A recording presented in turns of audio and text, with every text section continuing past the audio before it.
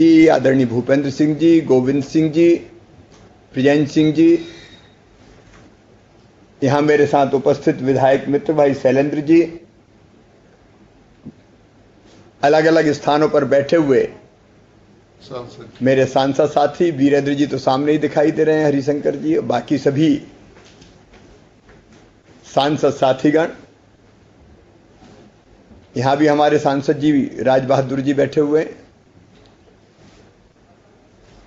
विधायक साथीगण और जिले के क्राइसिस मैनेजमेंट कमेटी के सभी माननीय सदस्यगण, ब्लॉक क्राइसिस मैनेजमेंट कमेटी के सभी माननीय सदस्यगण और ग्राम और वार्ड शहरों के उनकी क्राइसिस मैनेजमेंट कमेटी के सभी हमारे आदरणीय बहनों और भाइयों, आज विस्तृत समीक्षा सागर संभाग की बुंदेलखंड की हम लोगों ने की है और आपसे चर्चा का पहला दौर नहीं है। अनेकों बार जिले की क्राइसिस मैनेजमेंट कमेटी से सीधे मेरी चर्चा हुई है और हमारे प्रशासन के भी सभी मित्र सभी जिलों में आज हमारे साथ जुड़े हुए हैं। एक बात कहते हुए मुझे संतोष है कि ओवरऑल अगर हम देखें तो संक्रमण की जो 15 दिन पहले स्थिति थी, 10 दिन पहले जो स्थिति थी, तब हमें यह लग रहा था कि हम बहुत खतरनाक स्थिति की, गंभीर स्थिति की तरफ जा रहे हैं और संक्रमण तेजी से अधिकांश जिलों में बढ़ रहा था, क्या पन्ना, छतरपुर, टीकमगढ़, निवाड़ी हो या फिर सागर और दमोह हो। लेकिन आज आप सबके सहयोग से, विशेषकर गांव की जो हमारी क्राइसिस मैनेजमेंट कमेटी है और वार्ड की जो क्राइसिस मैनेजमेंट कमेटी है, उनने स्थानीय प्रशासन के साथ मिलकर जो काम किया है, क्योंकि इस पूरी कोविड की लड़ाई में असली योद्धा अगर कोई है तो गांव की क्राइसिस मैनेजमेंट कमेटी है। ये कोई भोपाल से मुख्यमंत्री और मंत्री मिलकर नहीं कर सकते कोविड पे कंट्रोल।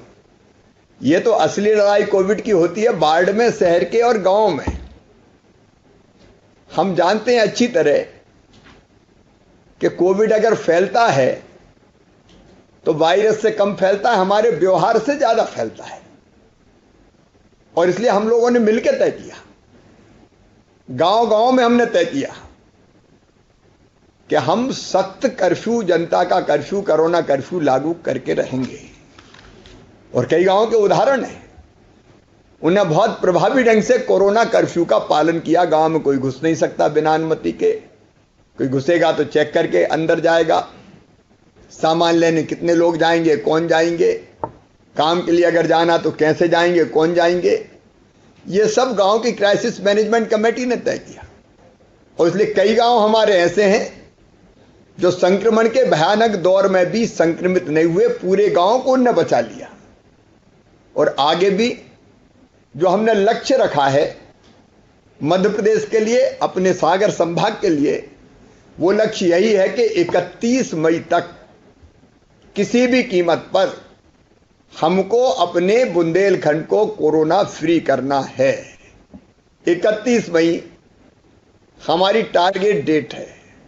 मेरा गांव कोरोना मुक्त गांव, मेरा वार्ड कोरोना मुक्त वार्ड, मेरा शहर कोरोना मुक्त शहर, मेरा ब्लॉक कोरोना मुक्त ब्लॉक और मेरा जिला कोरोना मुक्त जिला।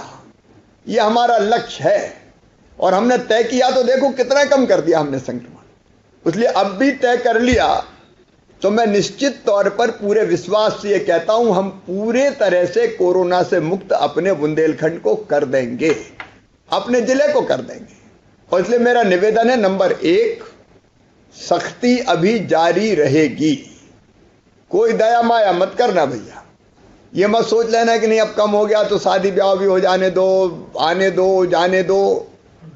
ये कोरोना बहरूप या वायरस है, जरा भी जगह मिली तो घुस जाएगा वो फिर, और एक बार बढ़ना शुरू किया तो फिर कोई सीमा नहीं है बढ़ने की।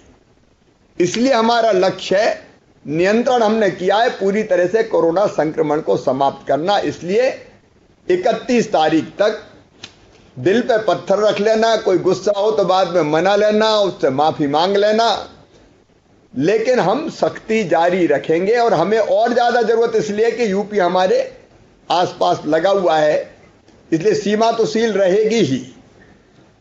अब उसके बाद दूसरी चीज जो मैं कह रहा हूं, टेस्टिंग की।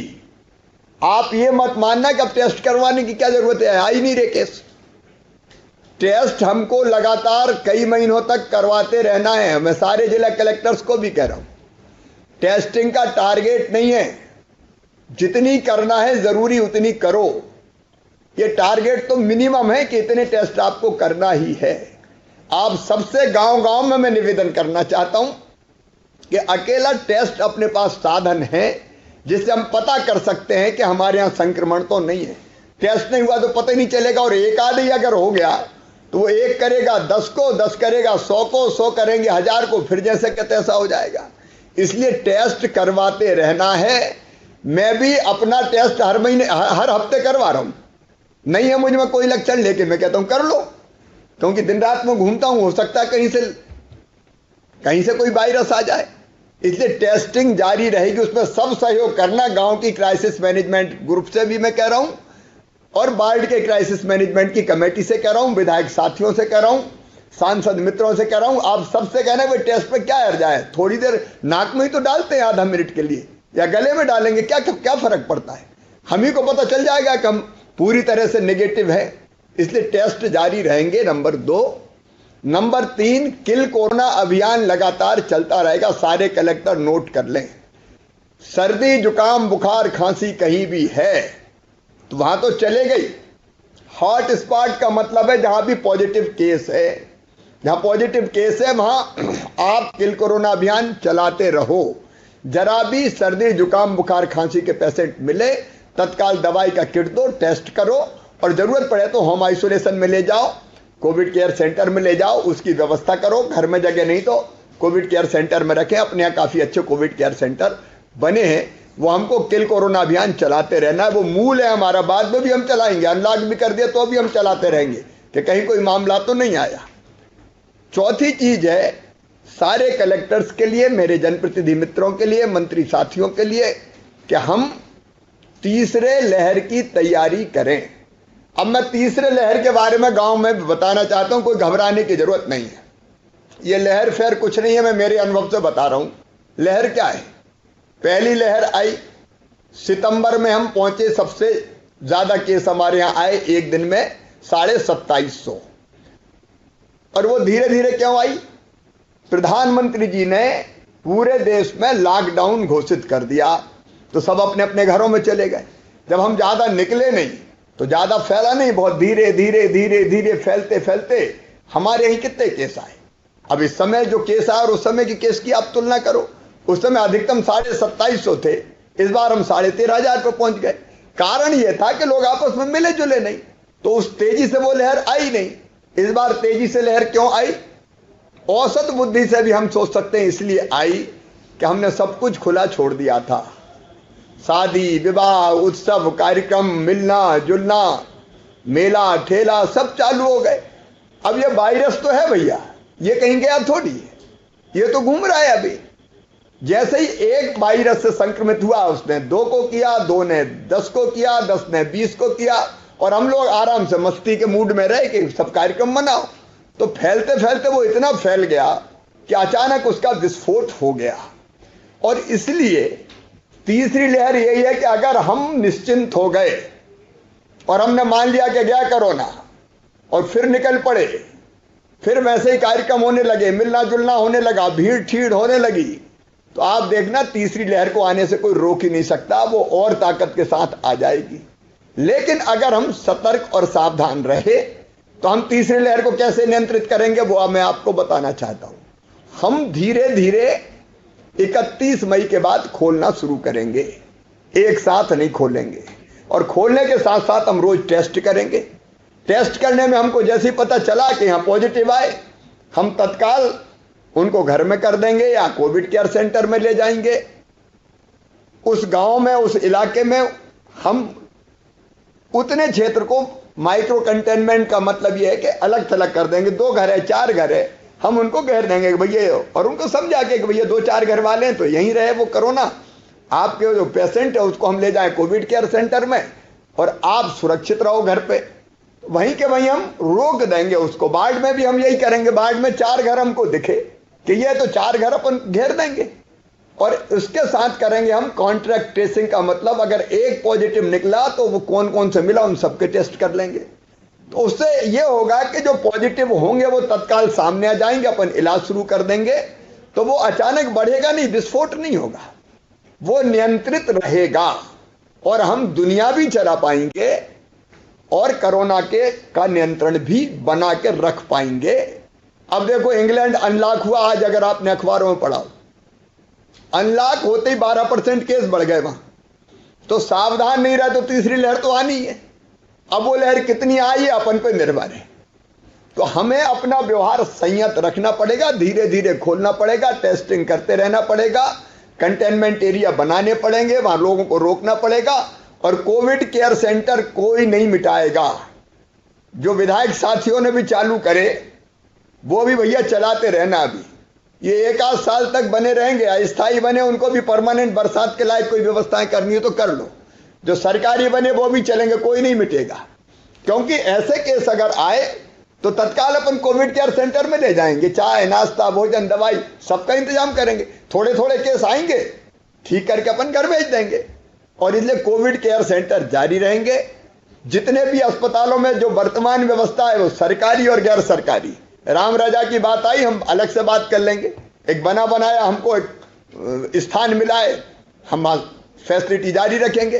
तो सरकारी अस्पतालों की सब सुन लें, जितनी सुविधाएं वो जारी रहेगी। नंबर 1, प्राइवेट फैसिलिटी जारी रहेगी, कोविड केयर सेंटर खुले रहेंगे और उसके साथ साथ हम अगर ज्यादा केस आए तो तीसरी लहर की तैयारी के लिए जिला अस्पताल, यहाँ के बुंदेलखंड मेडिकल कॉलेज, फिर जिला अस्पताल, फिर जिला अस्पताल के साथ साथ सामुदायिक स्वास्थ्य केंद्र, सिविल अस्पताल और उसके साथ साथ कोविड केयर सेंटर, ये आपके प्राथमिक स्वास्थ्य केंद्र, इन सब में तैयारी जारी रखेंगे।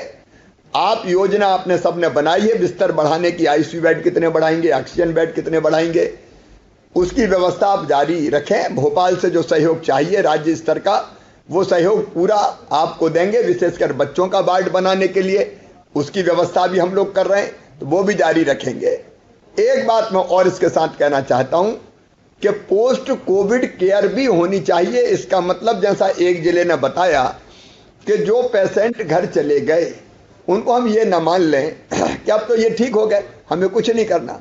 फोन करके उनका फीडबैक लेते रहें कि उनको कोई दिक्कत तो नहीं है, ब्लैक फंगस या हृदय संबंधी कोई कठिनाई जमता है कई बार, तो वो पता करते रहें और जरूरत पड़े तो उनको तत्काल कोविड केयर सेंटर या जिला अस्पताल में ले आए। अब बिस्तर खाली है और उनका इलाज हम शुरू कर दें। ये सारे जिले इस व्यवस्था को कर लेंगे। अब इसके बाद एक सावधानी है वैक्सीनेशन की। देखो, एक तो व्यवहार की सावधानी जो मैंने बताया, अनलॉक करने के बाद भी क्या करना है, दूसरा है वैक्सीनेशन। मित्रों, हम सबको अभियान चलाना पड़ेगा। मैं गांव की क्राइसिस मैनेजमेंट कमेटी से हाथ जोड़ के ये निवेदन कर रहा हूं कि आपकी ड्यूटी, आप गांव वालों को तैयार करें। देखो, प्रधानमंत्री जी ने वैक्सीन के दोनों डोज लगाए, मैं मुख्यमंत्री हूं, मैंने दोनों डोज लगाए। यहां जिम्मेदार बैठे, सारे केंद्रीय मंत्री जी बैठे, मंत्रीगण बैठे, दोनों डोज लगाए। कलेक्टर्स ने लगाए होंगे, कमिश्नर ने लगाए होंगे। अब आप बताओ, कोई पागल थोड़ी हम लोग के दोनों डोज लगा लेंगे नुकसान कर दे। पूरी दुनिया वैक्सीन लगा रही है। एक आध घटना कोई ऐसी हो गई कि जिसके कारण कोई लोगों को मौका मिल गया गलतफहमी करने का, पैदा करने का, उससे नहीं डरना है। और एक बात साफ बताना है कि इंजेक्शन लगने के बाद कई लोगों को, मतलब वैक्सीन लगने के बाद कई लोगों को हल्का बुखार आता है। तो ये बता के रखना, नहीं तो एक को लगी उसे बुखार आ गया तो पता चला बाकी आधा गांव लगवा ही नहीं रखवा तो बुखार आता है। तो ये हमको क्या क्या लक्षण होते हैं, एक जिले ने बहुत अच्छा तय किया कि हम पैम्फलेट बांट देंगे पहले से ही कि ये चीजें हो सकती है, लक्षण ये हो सकते हैं। लेकिन जब माता निकलती थी, आपको याद होगा एक जमाने में चेचक, बाद में कहा अपन तो माता ही कहते थे, जब माता निकलती थी तो देखा होगा आपने, अपन सबके जो मेरी उम्र के उनके तो सबके 3-3 निशान बने बड़े बड़े, गोद देते थे ऐसे, वो पक जाता था और बाद में बुखार भी आता था और बुखार के बाद फिर चेचक से मुक्त हो जाते थे। तो ऐसे ये टीका है, जब कोई बाहर की दवाई जाएगी और रोग प्रतिरोधक क्षमता पैदा करेगी तो उतना तो अंदर से हल्का फुल्का बुखार आ सकता है। तो उसके वैक्सीनेशन के बारे में भी गलतफहमी दूर करना, और सब कलेक्टर नोट कर लें, 45 साल से ज्यादा के जो लोग हैं उनका लक्ष्य पूरा होना चाहिए। डोजेज जितने हैं उतना पूरा नहीं हो रहा है, और साथ में वो तैयारी रखनी चाहिए कि अगर 10 को हमने बुलाया है तो 2-3 नहीं आए तो 2-3 एक्स्ट्रा रखें, ताकि वैक्सीन का डोज बेकार ना हो, वेटिंग में रखें। इस समय वैक्सीन के डोज की वैसे ही कमी है। 20 का बाउल है तो आप 6 लोग बुला के रखो ना, क्या दिक्कत है वेटिंग में। एक भी डोज वेस्ट नहीं होना चाहिए। ये तो हमारी कुल मिला के अबुद्धिमत्ता होगी कि हम डोज बेकार कर रहे हैं। एक तरफ डोज की मची है, हाय मची के कम है, और दूसरी तरफ डोज खराब हो रहे हैं। वो किसी भी कीमत पे नहीं होना चाहिए। मैं एक निवेदन और आपसे करना चाहता हूं। हमारे गांव की क्राइसिस मैनेजमेंट कमेटी, हमारी ब्लॉक की क्राइसिस मैनेजमेंट कमेटी के एक तो अब डरने की जरूरत नहीं है। गांव में विश्वास पैदा करना है, विश्वास पैदा करना, डरने की जरूरत नहीं है। देखो एक बार मैं फिर कह रहा हूं, कोरोना अगर समय पे पहचान लिया, टेस्ट करवा लिया, सर्दी जुकाम बुखार है, खांसी है, टेस्ट हो गया, दवाई तुरंत लेना शुरू कर दी, तो कोरोना से कोई मर नहीं सकता। गले में ही अगर हमने कोरोना को दबा दिया, दवाई ले ली तो वहीं खत्म हो जाएगा। मुझे भी हुआ था, छू के निकल गया, कुछ हुआ ही नहीं, इलाज किया ठीक हो गया। ये खतरनाक तब होता है जब हम 8-10 दिन बताते ही नहीं है, अपने कोई लोकल डॉक्टर से इलाज कराते रहते हैं, और वो जब लंग्स में घुस जाता है तो हमारे लंग्स को खराब कर देता है। तब फिर जान बचने की भी दो पड़ जाती, ऑक्सीजन होती नहीं और तकलीफ बहुत होती। आप बताओ, जब सांस नहीं ले पा रहे हो तो कितनी तकलीफ होगी। लंग्स खराब हो गए, सांस तो वहीं जाती है अपनी हवा। तो इसलिए घबराने की बिल्कुल जरूरत नहीं, समय पे इलाज की आवश्यकता है, ये मेरा कहना है। तो ये लोगों को समझा के रखें। एक है योजनाओं का लाभ। अब हमने राशन की व्यवस्था की है, 3 महीने का राशन राज्य शासन की तरफ से, माननीय प्रधानमंत्री जी की तरफ से गरीब कल्याण योजना के अंतर्गत 2 महीने का निःशुल्क राशन। कलेक्टर्स देखें बहुत गंभीरता के साथ, विधायक अपने क्षेत्र में देखें, सांसद जी गाइड करें कि ये 5 महीने का राशन निःशुल्क मिलना है, ये ढंग से मिल जाए। और ये मिले भी तो ऐसा कि भीड़ ज्यादा ना लग पाए, ऐसा नहीं कि इकट्ठी राशन की दुकान पे आ गए। गांव की क्राइसिस मैनेजमेंट कमेटी इसकी व्यवस्था बना दे कि आज कितने लोग राशन लेंगे, लेकिन राशन की कालाबाजारी ना हो, कोई वंचित ना रहे। इसमें 24 नई श्रेणियां जोड़ के हमने ये सुनिश्चित कर दिया है कि कोई भी जरूरतमंद गरीब भाई बहन नाम ना हो तो भी वो राशन से वंचित नहीं रहेगा, क्योंकि थोड़े कष्ट का समय है। इसके कारण, कोरोना कर्फ्यू के कारण हम जानते हैं कि काम धाम भी नहीं चल पा रहे हैं, इसलिए राशन की आप ध्यान रखेंगे। प्रतिदिन खुले दुकान, वो राशन की दुकान आप व्यवस्था बना ले, प्रतिदिन खुले, 10-10, 20-20, 25 लोग लेते रहे। कलेक्टर्स देख लें, मंत्रीगण देख लें, और विधायक साथी देख लें, सांसद जी देख लें, ऊपर बात करके पूछ लें, तो ये राशन मिलना चाहिए। नंबर 2, मैं निवेदन करना चाहूंगा बच्चों के बारे में। हम लोगों ने एक अद्भुत योजना बनाई, और अब यह राष्ट्रीय स्तर पर राष्ट्रीय अध्यक्ष जी ने भी निर्देशित किया है बाकी सब राज्यों को कि बच्चे जो अनाथ हो गए, उन अनाथ बच्चों को हम क्या ऐसे ही छोड़ दें भटकने के लिए? आखिर वो हमारे बच्चे हैं, मध्य प्रदेश के बच्चे हैं। हमारे रहते हुए कोई अनाथ कैसे रह सकता है? और इसलिए उनके लिए योजना बनी है, उसकी जानकारी आपके पास है। ऐसे बच्चे जिनने माता पिता या अभिभावक खो दिए हैं, माता पिता हो सकता पहले खो दिया हो, एक को पहले खोया हो, एक अब चले गए हो, खो दिए हो माताओं पिता अभिभावक, उनको 5,000 रुपया महीना पेंशन दी जाएगी, निःशुल्क शिक्षा की व्यवस्था की जाएगी, राशन निःशुल्क दिया जाएगा। तो उनकी सूची तैयार रहे, कलेक्टर्स वेरीफाई करा लें, विधायक साथी अपने देख लें, जो क्राइटेरिया मैंने बताया है। तो उनको मैं 30 नवंबर से इस योजना को प्रारंभ करना चाहता हूं। तो तब तक जितना कंप्लीट हो जाए और वेरीफाई हो जाए, कलेक्टर्स उतनी तैयारी करके रखें, तो उतने बच्चों के खाते में तो पेंशन पहुंचना शुरू हो जाएगी। बाकी कोई और निकलेगा तो हम आगे उसको जोड़ लेंगे। और उसके साथ सभी कर्मचारियों के लिए, नियमित हो अनियमित हो, कलेक्टर रेट वाला हो, दैनिक वेतन भोगी हो, कोई भी हो, कॉन्ट्रैक्ट वाला हो, कोई भी हो, आंगनबाड़ी कार्यकर्ता, आशा कार्यकर्ता, कोई भी हो, अगर दुर्भाग्यपूर्ण मृत्यु हुई हो तो तत्काल अनुकंपा नियुक्ति दी जानी है। कलेक्टर इसको भी गंभीरता से लेंगे। परिवार में उसी पद पर अनुकंपा नियुक्ति देनी है और अनुग्रह की राशि देनी है। यह हमने व्यवस्था की है। कुछ परिवार ऐसे हैं जिनने अपनों को खोया, उनका कष्ट असीम है, हम और आप उसकी कल्पना कर सकते हैं। इसलिए कोविड के कारण कोई मृत्यु हुई है तो अनुग्रह राशि, सहायता राशि उनको देने का फैसला किया है। उसके भी नियम प्रक्रिया बन रहे हैं, तो उस पर भी हम लोगों की ये सारी चीजें हैं, कैसे हम अपने पीड़ित भाइयों और बहनों को सहयोग करें, ये हमारा फर्ज और कर्तव्य है। तो उसकी भी आप व्यवस्था आप एक बार अपने हाथ देख लीजिए। फिर दीनदयाल रसोई ने कुछ जगह बहुत अच्छा काम किया, अभी मुझे बताया प्रेजेंटेशन में।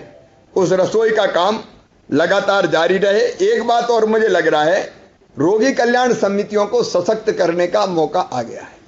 ये रोगी कल्याण समिति स्थानीय स्तर पर हमारे प्रतिनिधि होते हैं, उसमें विधायक भी सम्मिलित हैं, आदरणीय सांसद जी को भी उसमें सम्मिलित हैं। तो इनको एक बार बैठक लेके इनको हम सशक्त कर दें तो छोटी मोटी जो समस्याएं हैं उनका समाधान रोगी कल्याण समिति के स्तर पर ही हो जाए। और अभी तो हमने मुक्त हस्त से लोगों ने दान दिया है, हम ये भी कर सकते हैं, रोगी कल्याण समिति को दान दे दें लोग। उनके पास कुछ पैसे रहेंगे, फंड्स रहेंगे, तो उसका उपयोग तात्कालिक रूप से कुछ चीजों की व्यवस्था करने में हो सकेगा। तो उसको भी हम सशक्त बनाएं। बाकी किसानों के खाते में प्रधानमंत्री जी ने पैसे डाले, किसान सम्मान निधि के, अपन ने भी किसान कल्याण योजना के पैसे डाले, स्ट्रीट वेंडर के खाते में शहरी पैसे डाले जा चुके हैं, गांव के स्ट्रीट वेंडर के खाते में मैं अभी डालने वाला हूं। कल जो निर्माण श्रमिक है 11 लाख, उनके खाते में भी पैसे हम लोग डालने वाले, क्योंकि निर्माण की कई गतिविधियां बंद है। तो हमारी भरसक कोशिश ये है कि संकट के समय आर्थिक लाभ भी, रोजमर्रा की जो बहुत जरूरी काम है वो पूरा करने के लिए कोई दिक्कत ना हो, वो हम करते रहें। वो कोशिश लगातार जारी रहेगी और मुझे पूरा विश्वास है कि हम सब मिलके कोरोना के संक्रमण को से अपने जिले को, अपने गांव को, अपने वार्ड को बचाएंगे। रणनीति यही है, इसके अलावा कोई रणनीति हो नहीं सकती। इलाज की हम व्यवस्था कर रहे हैं, लेकिन सबसे बड़ी दो ही चीजें मैं फिर दोहरा के अपनी बात समाप्त करूंगा। एक, हमारा कोरोना को, संक्रमण को बढ़ने ना देने वाला व्यवहार, यह बहुत जरूरी है। और वो हमको, हम में से हर एक को रटा देना पड़ेगा कि ये करना, ये नहीं करना, तो हम बच जाएंगे। और अगर वो नहीं किया तो हम फिर फंस जाएंगे। हमको फंसना नहीं है, हमको बचना है। और इसलिए सबसे इंपॉर्टेंट हमारे लिए है गांव की क्राइसिस मैनेजमेंट कमेटी। वो ही अपने गांव को पूरी तरह से जागरूक करने का काम करे। वार्ड की क्राइसिस मैनेजमेंट कमेटी वो बहुत महत्वपूर्ण है। और इसलिए मैं आप सबसे फिर एक बार ये कहूंगा कि आप अपने गांव को बचाने की और संक्रमण मुक्त करने की, वैक्सीनेशन कराने की आप जवाबदारी लें। और जिले की क्राइसिस मैनेजमेंट कमेटी और ब्लॉक की नीचे तक अपनी देखरेख में ये सब करवाए। इतना ही मेरा निवेदन है। मेरा पूरा विश्वास है कि कोरोना हारेगा और हम जीतेंगे। बहुत बहुत धन्यवाद आप सबको।